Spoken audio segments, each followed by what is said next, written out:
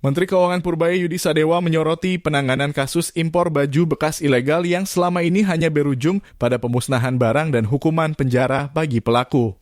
Menurutnya, sistem tersebut merugikan negara karena tidak memberikan efek jera sekaligus menambah beban biaya. Selama ini barangnya dimusnahkan, pelakunya masuk penjara, tapi negara nggak dapat apa-apa. Saya malah rugi karena keluar biaya buat musnahin barang dan ngasih makan orang di penjara, ujar Purbaya di kantor Kementerian Keuangan Jakarta. Untuk itu Purbaya berencana menyusun aturan baru yang memungkinkan penerapan denda dan daftar hitam atau blacklist bagi para pelaku impor ilegal. Ia menegaskan kebijakan ini akan membuat pelaku jera sekaligus menambah pemasukan bagi negara. Impor barang-barang baju bekas seperti apa penanganannya. Rupanya selama ini hanya bisa dimusnahkan dan yang impor masuk penjara, saya nggak dapat duit, nggak didenda, jadi saya rugi. Cuman ngeluarin ongkos untuk memusnahkan barang itu, tambah ngasih makan orang-orang yang di penjara itu. Berarti nanti Jadi kita yang terubah di mana kita bisa denda orang itu juga. berarti nanti sistem dan perbaikan itu akan mampu juga memonitoring untuk terkait pencegahan balpres masuk lebih banyak kayak gitu, Pak. Harusnya ya. Pak, kalau misalnya Dan sekiranya sepertinya mereka udah tahu, kita udah tahu pemain siapa aja. Harusnya saya lupa tadi kalau ada yang pernah balpres saya akan blacklist, nggak boleh impor orang lagi. Pak, tadi terkait Cortex kan katanya akan dari seminggu akan sudah bisa dipakai itu. Nanti hari Jumat saya umumkan. Kan sekarang belum. Kan sebulan kan jatuhnya Jumat kalau nggak salah. Nanti saya umumkan seberapa bagus. Sepertinya udah jalan terus sih, udah bagus. Pak, kalau balpres tadi nggak boleh impor lagi, berarti Senin tutup dong, Pak? Pasar Senin maksudnya? Oh enggak, nanti kan diisi dengan barang-barang dalam negeri. Tapi artinya barang-barang impor bekas itu nggak ada lagi yang kayak pakaian bekas di Senin.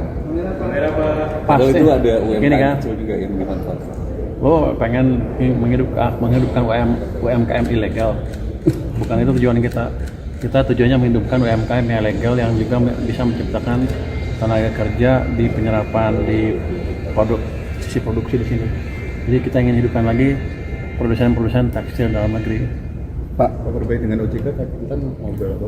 Saya biasanya kemarin itu nanti setelah diskusi dengan OJK saya umumkan. Pak, hambatan usaha Pak, ini ada keluhan dari pelaku usaha micil mereka, ada event-event mereka khususnya event pemerintah yang belum dibayar. Salah satunya itu dari event PON ke 2021 di Papua.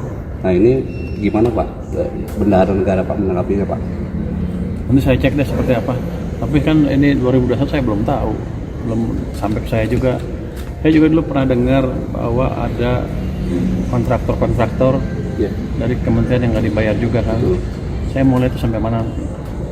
Saya belum pelajarin seperti apa. Serapan keuangan yang ada di perbankan Pak, mereka juga mengeluhkan meskipun uangnya ada tapi mereka kesulitan mengaksesnya Pak, terkait syarat untuk agunannya gitu Pak. Gimana Pak? Itu kan normal, itu bisnis normal dari perbankan kan. Dia juga nggak mau rugi kan, pasti harus ada agunan dan lain-lain kalau pinjamannya besar. Jadi begini, kalau bank uangnya banyak,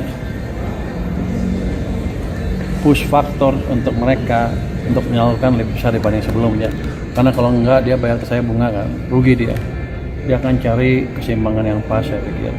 Tapi kalau emang nggak ada agunan sama sekali yang nggak bisa untuk pinjaman normal ya kecuali kur ya. Bisa serahkan ke banknya sendiri seperti apa.